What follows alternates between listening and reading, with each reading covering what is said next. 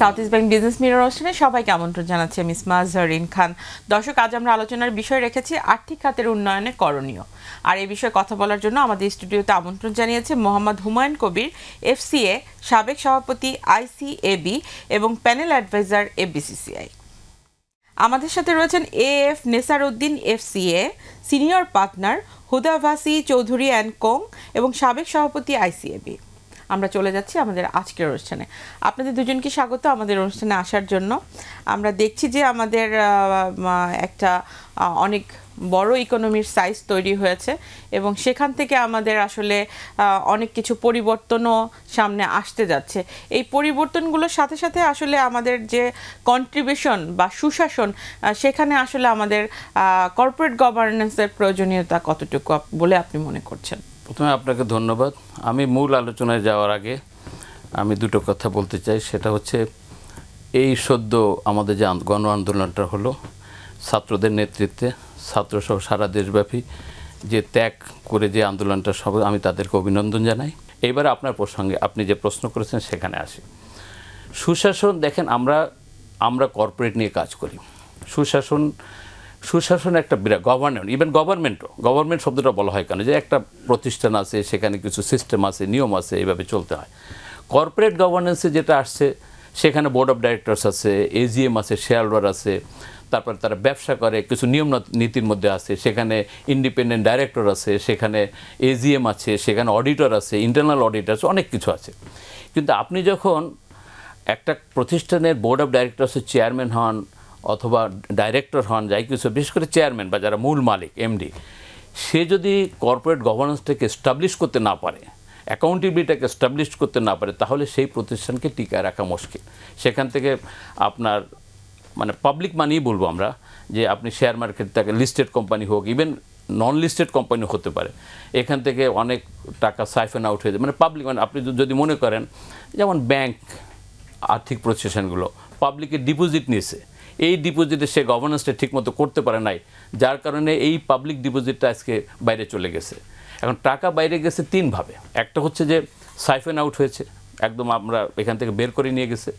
আরেকটা এই সাইফেন আউটের মধ্যে একটা অংশ বিদেশে চলে গেছে। আরেকটা হলো যে এই টাকাগুলোকে আমরা মিসইউজ করেছে অনেকে, মানে কোম্পানির খরচ, পার্সোনাল খরচকে কোম্পানি খরচ হিসেবে দেখাইছে। তো এইভাবে এই গভর্নেন্সগুলো কীভাবে হয়েছে, যে board of directors was not active enough, competent লোক ছিল না, ওভারসাইট কোনো ফাংশন সেখানে ছিল না, কেউ ওভারসি করে নাই। তাদের ওই যে টুলসগুলো আছে, যেমন ইন্টারনাল অডিট, ইন্ডিপেন্ডেন্ট ডাইরেক্টর, এগুলোকে ইনঅ্যাক্টিভ করে রাখা হয়েছে। অযোগ্য লোককে ইন্ডিপেন্ডেন্ট ডাইরেক্টর বানানো হয়েছে, তারা কখনো কথাও বলে নাই। এই সব কারণে এই ঘটনাগুলো ঘটে গেছে। তা এগুলোর কারণে বাংলাদেশের আর্থিক খাতে আপনি বলেন যে, যেমন আমরা ব্যাংকে কাজ করেছি, দেখেছি বিভিন্ন আমরা পর্যায়ে কাজ করেছি। ব্যাংকের লোনটা যখন তারা নিয়েছে, কীভাবে ইভ্যালুয়েশন হয়েছে, কীভাবে অ্যাপ্রুভ হয়েছে, কীভাবে ব্যবহার হয়েছে, এই জিনিসটা মানে এক্স্যাক্টলি মানে করা হয়নি। এবং যে লোনগুলো নিয়েছে সেটার ব্যবহার এবং সেই টাকাগুলো উপরে একটা মনিটরিং করা প্রপারলি না থাকাতে আজকে আমাদের এই এনপিএল, যেটাকে আমরা নন পারফর্মিং লোন যেটা বেড়েছে, এটার অন্যতম কারণ আমি মনে করি। আর সেক্ষেত্রে আমরা দেখছি যে আর্থিক খাতের দুর্নীতি নিয়ে কথা হচ্ছিল বহুদিন ধরেই। তো সেই জায়গায় যদি আসলে এই আর্থিক খাতের কোম্পানিগুলোতে সুশাসন ফিরিয়ে আনার কথা বলা হয়, তাহলে আপনি কোন দিকে প্রথম নজর দেওয়ার কথা বলবেন? আপনাকে ধন্যবাদ। আপনার প্রশ্ন সরাসরি উত্তর দেওয়ার আগে একটু কর্পোরেট গভর্নেন্সের ফ্রেমওয়ার্কটা কিছুটা উনি বলেছেন, লিগাল সাইড অফ ফ্রেমওয়ার্ক। সবচেয়ে ইম্পর্টেন্ট হলো কনসেপ্টটা আমরা অনেকেই বুঝি না, হয়তো এটা শাব্দিক জার্গন বলে। কর্পোরেট কিন্তু একটা, যেমন আপনি স্বতন্ত্র ব্যক্তি, একটা corporate entity is a separate entity from is owners, that is is share holders বা বোর্ড অফ ডাইরেক্টর, যারাই থাকে, এটা আলাদা একটা সত্তা। এইটার যে আলাদা সত্তা, এইটাকেই প্রথমে আমাদের বুঝতে হবে। এবং একটা ব্যক্তি হয়তো স্পন্সর হন বা প্রমোটার হতে পারেন, যেটাকে আমরা সহজ বাংলায় বলি উদ্যোক্তা, এন্টারপ্রেনিয়রশিপ, কিন্তু তার মানে not necessarily he or she owns the majority share holders. Corporate কাঠামোটাই এরকম, উনি she or she enjoy like a democratic সিস্টেমে, he or she be elected ওই পজিশনের জন্য, সে চেয়ারম্যান বা এমডি হয়, not necessarily he or she is the, এটার সোল প্রোপাইটার তো নাই, এটা তার মালিকানা, এরকম না। আমাদের দেশে আপনারা এই লিস্টেড কোম্পানি বলেন, ব্যাংক বলেন, বা যে কোনো প্রতিষ্ঠানের ক্ষেত্রে যদি বলেন যিনি চেয়ারম্যান হন বা এমডি হন, মূল উদ্যোক্তা দেখবেন যে তার শেয়ার পার্সেন্টেজ, তার হোল্ডিং পার্সেন্টেজ যদি টোটালিটি পেইড আপ ক্যাপিটালের ক্ষেত্রে ইট ইজ নট সিগনিফিক্যান্ট। তো আমি কথাটা এই জন্য বলতেছি, আমরা অনেকেই ব্যক্তির একটা সেপারেট আইডেন্টিটি থাকতে পারে, ওই চেয়ারম্যান বা ওই এমডির তার একটা সেপারেট আইডেন্টিটি, পলিটিক্যাল সত্তা থাকতে পারে ঘরের, বা অন্যরকম থাকতে পারে। কিন্তু আমরা আমাদের দেশে যে পারসেপশন, একবারে সিভিল সোসাইটি থেকে লেখাপড়া জানা, ইভেন আমি বলবো যে কোনো পর্যায়ে সুশিক্ষিত স্বশিক্ষিত সব লোকেরাই মনে করে যে এটা উমুকের প্রতিষ্ঠান, এটা হুমায়ুন কবিরের প্রতিষ্ঠান। আসলে তারা দেখে না যে হুমায়ুন কবির ওই পজিশনে আছে, not necessarily I am the majority holder. একটা প্রতিষ্ঠান যখন হয় ওনারশিপে, তার বেসিক জিনিসটা টাকার মালিকরা সংস্থা, যদি লিস্টেড কোম্পানি হয় হাজার হাজার কোনো তো lakh lakh share holder invest করেন, যারা not necessary day to day বিজনেসের সাথে জড়িত। কিন্তু তাদেরও তেমন আছে যারা বোর্ড অফ ডাইরেক্টরে বসে, তার থেকে তার ওনারশিপ, তার স্টেক হোল্ডার অনেক বেশি। দ্বিতীয়ত হলো এই ইকুইটির বাদ দিয়েও বিভিন্ন ব্যাংক, বিভিন্ন ফাইন্যান্সিয়াল ইনস্টিটিউশন, দেশি বিদেশি, এমনকি আপনার যারা সাপ্লাই দেন, সাপ্লাই চেনের সাথে জড়িত, তারা যে অনেক সময় বাকিতে সাপ্লাই দেন, যারা লেবার এমপ্লয়িজ, তাদের স্টেক ইজ ভেরি সিগনিফিক্যান্ট। কারণ কর্পোরেট গভর্নেন্স বুঝতে গেলে তার ওনারশিপ স্ট্রাকচারটা এবং যে মন মগজ থেকে ব্যক্তিকে স্বাতন্ত্রতাকে আপনার স্বীকার করা এবং ওইভাবে চিন্তা করা, ওই নীতিগুলি আপনার করা, এবং এই তিনটা মেইন পিলার টু এনশিওর এই স্বাতন্ত্রতা আলাদা এবং জবাব দিতেটাকে, এটাকে বলে কর্পোরেট অ্যাকাউন্টেবিলিটি উইথ ট্রান্সপারেন্সি, এবং অল দি লিগাল কমপ্লায়েন্স ইস্যুগুলি রেগুলেটরি কমপ্লাই করা। এর জন্য যে কাজটা করে অন্যতম প্রথম পিলার হলো যেটা উনি বললেন, একটা কর্পোরেট বোর্ড থাকে। কর্পোরেট বোর্ড যদি কম্পিটেন্ট লোক থাকে, সেখানে কর্পোরেট ম্যানেজমেন্টকে জবাবদিহিতার আওতায় আনে, এবং এই জবাবদিহিতা করে প্রাতিষ্ঠানিক, এটা ইন্ডিপেন্ডেন্ট, যে বোর্ডও নাই, ম্যানেজমেন্টও নাই, একটা সেপারেট প্রফেশনাল বডি দিয়ে পিরিয়ডিক আপনার এই অডিট করানো হয়। এবং এই অডিটের মাধ্যমে, যেহেতু উনি ইন্ডিপেন্ডেন্ট, উনি এক্সপার্ট, তার প্রতিবেদনগুলি এজিএম এর মাধ্যমে উত্থাপন করে। যেহেতু এটা অ্যানুয়াল ব্যাপার, এখনকার কনসেপ্ট হলো তার ইন্টারনাল অডিট অবশ্য, আভ্যন্তরীণ নিরীক্ষা ব্যবস্থাকে জবাবদিহিতাকে করা, এবং এই ওনারশিপকে বা যারা মেজরিটি শেয়ার হোল্ডার তাদের প্রাত্যহিক ম্যানেজমেন্ট থেকে সেপারেট করা, ওনারশিপ থেকে ম্যানেজমেন্টকে সেপারেট করা।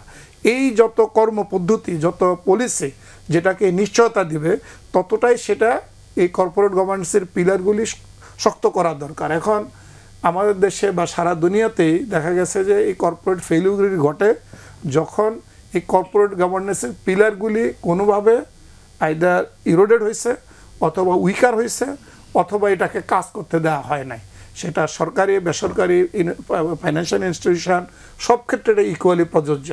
আর আমাদের মাইন্ডসেট, আমাদের যেটা বললাম, আমাদের অজ্ঞতা এতটাই প্রখর বা এতটাই প্রগাঢ় যে আপনি রিসেন্ট যে ইভিডেন্ট দেখবেন, অনেক প্রতিষ্ঠানকে আপনার ধ্বংস করা হয়েছে।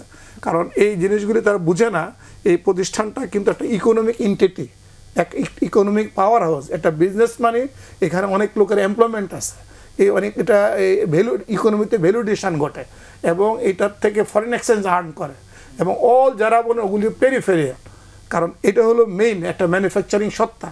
কিন্তু আনফর্চুনেটলি যখন ব্যক্তির সাথে প্রতিষ্ঠানকে অ্যাসিমিলেট করা হয়, এটা শুধু মোবোক্রেসি না, এটা আমাদের মহান মানব যোগ্যতা, যে একটা লোকের যদি সে কোনো করে থাকে, তাকে জন্য ওই প্রতিষ্ঠানকে আপনার কোনোভাবে তাকে ধ্বংস করা, ক্ষতিগ্রস্ত করা, এটা আপনার আমাদের দেশে আপনার এই মাইন্ডসেটটাকে পরিবর্তন করা দরকার। আমরা দেখছি যে অনেক অর্গানাইজেশনের উপরে ডিফিকাল্টিস ক্রিয়েট হচ্ছে, জ্বালাও পোড়া হচ্ছে, হামলা হচ্ছে।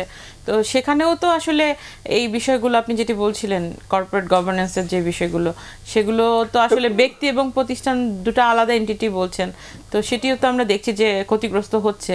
তো এই প্রতিষ্ঠানগুলো বাঁচানোর জন্য আসলে আপনার সুশাসনকরণের যেটি উনি বলছিলেন যে এই জায়গাগুলোতে নজর দেওয়া উচিত, সেটি আপনার মতামত? না, একটা তো হলো ধরেন একটা বলা হয়ে থাকে যে এটা সলোমন ভার্সাস সলোমন কেজ ছিল বহুদিন পূর্ব, যদি কোনো একটা প্লেনে করে তুলে সমস্ত শেয়ার হোল্ডারদেরকেও আপনি উড়িয়ে দেন, সেই প্লেনটা যদি ক্র্যাশ করে বা কোনো জাহাজ ডুবিয়ে দেন, ওই প্রতিষ্ঠানটা কিন্তু টিকে থাকবে।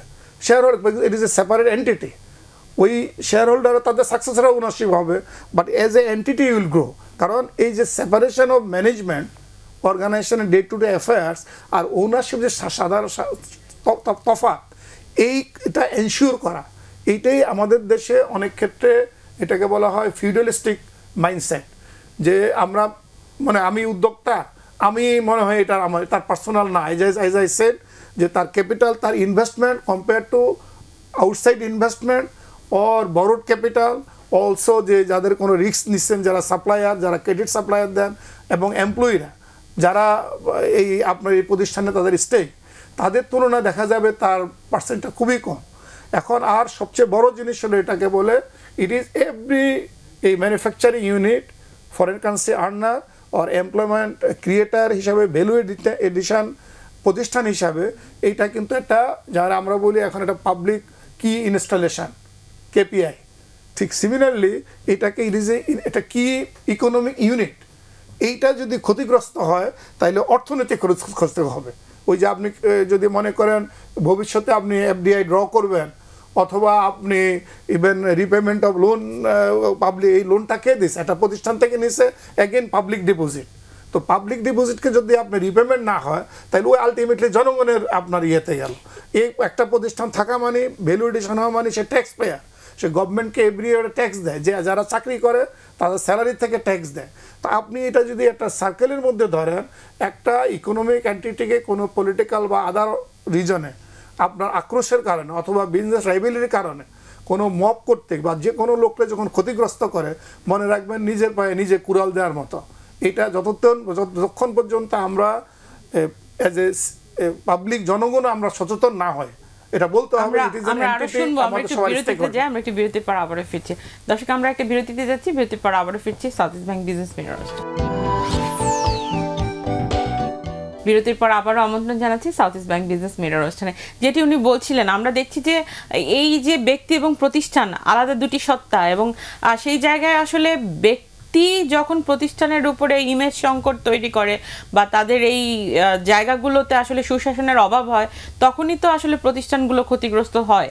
তো সেই জায়গা থেকে আপনি আসলে কতটুকু একমত হুমায়ুন কবির সাহেবের সাথে? হ্যাঁ, অবশ্যই ওনার সাথে কয়েকটা বিষয়ে আমি একমত, তবে আমি এখানে একটু সাপ্লিমেন্ট করব। সাপ্লিমেন্ট হচ্ছে এরকম যে ব্যবসা তো আমরা দুভাবে করি। একটা হলো আমার নিজের টাকা আমি ব্যবসা করি, সেটার অ্যাকাউন্টেবিলিটি আমার কাছে আছে। হ্যাঁ, আমার দায়বদ্ধতা আছে আমার এমপ্লয়ির উপরে, আমার দায়বদ্ধতা আছে সরকারের ট্যাক্স দেওয়ার উপরে, সেটা একটা জিনিস আছে। কিন্তু আমি যখন ব্যাংকের টাকা নিয়ে ব্যবসা করছি, অথবা আমি যখন পাবলিকের ডিপোজিট নিয়ে ব্যবসা করছি, অথবা আমার কোম্পানিটা আইপিওতে গেছে শেয়ারের টাকা নিয়েছি, সেখানে আমার একটা অ্যাকাউন্টেবিলিটি আছে। আমাদের যারা এই ধরনের প্রতিষ্ঠানে যারা এখন মানে ম্যানেজমেন্টে থাকবেন, তাদের মাইন্ডসেট চেঞ্জ করতে হবে। তাদেরকে মনে করলে হবে না যে আমি মালিক, তাদের মনে করতে হবে I am the custodian of this company. কেন সে 2% মালিক, 3% মালিক একজন। এখন সে যদি নিজেকে কাস্টোডিয়ান না মনে করে, এখন আমাদের দেশে অনেকটা, আমার প্রশ্ন হচ্ছে কারেন্ট এই ক্রাইসিসে যদি এ ধরনের শেয়ার হোল্ডাররা না থাকে, প্রতিষ্ঠানগুলো ক্ষতিগ্রস্ত না করে এই প্রতিষ্ঠানগুলোকে চলমান অবস্থায় নিয়ে তাদের যে ব্যবসায়িক কার্যক্রম আছে সেগুলোকে আসলে বেগমান করার জন্য কি করণীয়? দেখেন, কতগুলো প্রতিষ্ঠান এমনভাবে ধ্বংস করা হয়েছে, সেগুলোকে আর্থিকভাবে আর দাঁড়ানো সম্ভব না। মানে আপনি মনে করেন একটা ব্যাংক, এতগুলো টাকা সাইফেন আউট হয়েছে, ব্যাড লোন হয়ে গেছে। আপনি মনে করেন পদ্মা ব্যাংকের কথা মনে করেন, আপনি এটাকে গভর্নমেন্ট তো অনেক চেষ্টা করলো, অনেক টাকা এখানে দিল, কি পদ্মা ব্যাংকে কি দাঁড়াতে পারে নাই? এরকম অনেকগুলো ব্যাংক হয়তো, মানে আপনি যদি মানে নিউট্রালি কোনো ইনভেস্টিগেশন করে অথবা কোনো রিভিউ করে ফাইনালি আসেন, এরকম আমাদের দেশে অনেক আর্থিক প্রতিষ্ঠান আছে, ব্যাংক আছে, যেগুলো দাঁড়াতে পারবে না। আমরা তো দেখেছি রিসেন্টলি আপনি কিছু কর্পোরেট ইনভেস্টিগেশন করেছেন কিছু কোম্পানির, এবং সেখান থেকে তো অনেক তথ্য আসলে বের হয়ে আসছে। একটু যদি সাধারণ জনগণের জন্য বলেন। দেখেন, আমি তো আমার পক্ষে তো পেশাগত কারণে আমি অবশ্য নাম বলতে পারবো না, তবে আমরা যেটা দেখেছি, এখানে ওই প্রথমে যে কথাটা বলেছিলাম, এখানে গভর্নেন্স ছিল না, সে পাবলিক ডিপোজিট ছিল, পাবলিকের ইন্টারেস্ট ছিল, কিন্তু ওনারা যারা এই কোম্পানির চেয়ারম্যান বা ডাইরেক্টর, তারা মনে করেছে যে আমরাই মালিক। এখান থেকে তারা ফ্যামিলিগতভাবে মানে তার ছেলেদেরকে মেয়েদেরকে দিয়ে, ইভেন তার ঘনিষ্ঠ লোককে দিয়ে, তার একজন লয়াল একজন এমপ্লয়িকে দিয়ে টাকা পয়সা তারা উঠায় নিয়ে গেছে। তো এইটা তো আপনি পাবলিক মানি, আমি যেটা বললাম, আপনি কাস্টোডিয়ান হিসেবে নিজেকে, আমরাও তো অনেক ব্যাংকের ডাইরেক্টর ছিলাম, আমরা অনেক কোম্পানিতে ইন্ডিপেন্ডেন্ট ডাইরেক্টর হিসেবে কাজ করেছি আমাদের জীবনে, কিন্তু আমরা তো কোনো সময় কোম্পানির মানে আপনার সবসময় মনে করেছি আমি কাস্টোডিয়ান অফ দি কোম্পানি, আমি custodian of the public deposit, আমি কাস্টোডিয়ান অফ দি গভর্নমেন্ট মানে ব্যাংক লোন। এটা এইভাবে তাদের মাইন্ডসেটটাকে চেঞ্জ করতে হবে। এবং এইটাকে আপনি যেটা বললেন যে এইখানে সুশাসন আনতে হবে, গভর্নেন্স জিনিসটা কীভাবে আনতে হবে, যে তারা যদি কোনো অন্যায় করে থাকে, সামান্যতম যদি কোনো এখানে অডিট হতে পারে বা রেগুলেটরদের বিভিন্ন রকম ওভারসাইট ফাংশনিং থাকে, সেখানে যদি সামান্যতম ত্রুটি দেখা যায় তাহলে তার বিরুদ্ধে ব্যবস্থা নিতে হবে। এবং আমাদের দেশে ঘটনাগুলো কেন ঘটছে, আমাদের দেশে অন্যায় হলে তার বিচার হয় না, বিচার হয় না বলে আমাদের দেশে হলমার্কের তো আপনার ঘটনা ঘটছে, আরও অনেকগুলো ঘটনা স্ক্যান্ডাল হয়েছে, ইভেন রিসেন্টলি হয়েছে। ইভেন আমরা ঘুষের খবর দেখি যে ঘুষ খাইছে, খবরে প্রকাশিত হয়, তাকে ওএসডি করা হয় মিনিস্ট্রি অফ ফাইন্যান্স, আপনার ট্যাক্স ডিপার্টমেন্টের একজনকে তাকে বদলি করা হয়। আপনি যখন একটা শাস্তি কেন হয়, আপনি যখন একটা মানুষ খুন করে, তো খুন করার পরে খুনিকে শাস্তি দেওয়া হয়, আপনি ওই লোকটাকে তো ফিরে পাওয়া যায় না। তো শাস্তি কেন দেওয়া হয়, যে মানুষকে বোঝানোর জন্য যে অপরাধ করো না, অপরাধ করলে তোমার এই শাস্তি হবে। এখন যখন অপরাধের বিচার হয় না, তখন এই ধরনের অপরাধ ঘটতেই থাকবে। আমি শুনবো আপনার কাছ থেকে, এই সংস্কারগুলো করার জন্য তো আসলে নতুন যারা দায়িত্ব নিচ্ছেন তারা তো আসলে অনেক কাজ করবেন। আপনার পরামর্শ কি থাকবে যে অতীতে যে সুশাসনের অভাব ছিল বা যে বিষয়গুলো উনি তুলে ধরছেন, বর্তমানে আসলে কোন কোন দিকে নজর রেখে তারপরে এই স্ট্রাকচারটা সাজানো উচিত? প্রথমত হলো এটা, thank you for a good question, because সমস্যা নিয়ে আলোচনা করে তো সমস্যা আইডেন্টিফাই ইজ আই থিঙ্ক সবাই জানে, এবং এটার যে ওয়ে ফরওয়ার্ড, লুকিং ফরওয়ার্ড কী করা উচিত, যেহেতু এখন একটা পরিবর্তিত আমাদের রাষ্ট্রীয় কাঠামোতে নতুন অ্যাডমিনিস্ট্রেশন আসতেছে, আমরা আশা করি তারা এইসব সরকারি বা অন্যান্য পলিসিগত প্রচুর তারা রিফর্ম আনবেন। এবং এটা যারা এই ক্ষেত্রে কম্পিটেন্ট পিপল, প্রফেশনাল যোগ্যতা সম্পন্ন লোকদেরকে তারা যদি এঙ্গেজ রাখেন, আমি মনে করি যে ভবিষ্যতে তাদের এই রিফর্ম প্রসেসটাকে যেটাকে বলে সহজতর হবে এবং কার্যকরী হবে।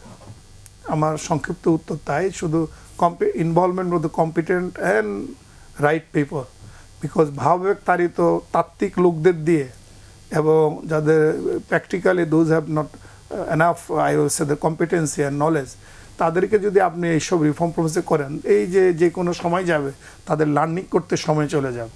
তো এখন আর রানিং রিডুইংয়ের স্কোপটা নাই।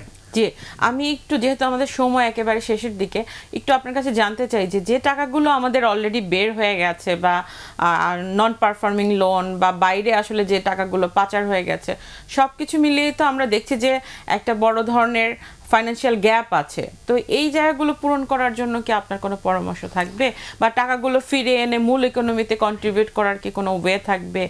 যেখানে আমরা দেখেছিলাম আগে ব্ল্যাক মানি নিয়ে আসার কথা চিন্তা করা হচ্ছিল একটা মিনিমাম ট্যাক্স দিয়ে, এখন আসলে ওয়েটা কি করা উচিত যারা সংস্কার করবে? দেখেন, এই যে আমরা সবসময় বাজেটের সময় একটা আলোচনা আসে যে ব্ল্যাক মানিকে হোয়াইট করতে হবে, অনেক পদ্ধতি নেওয়া হয়েছে, অনেক কিছু ইনসেন্টিভ দেওয়া হয়েছে, কিন্তু কেউ আসে নাই। তার কারণ হলো তাদের সবারই একটা ধারণা যে আমরা যদি ব্ল্যাক মানি আজকে ট্যাক্স দিয়ে এটাকে হোয়াইট করি, কালকে তো আমার এটার উপর ট্যাক্স হবে, আলটিমেটলি আমি এক্সপোজড। এটা হয় না। আর একবার ঘরের থেকে টাকা বের হয়ে গেলে এই টাকা ঘরে আনা অত্যন্ত ডিফিকাল্ট।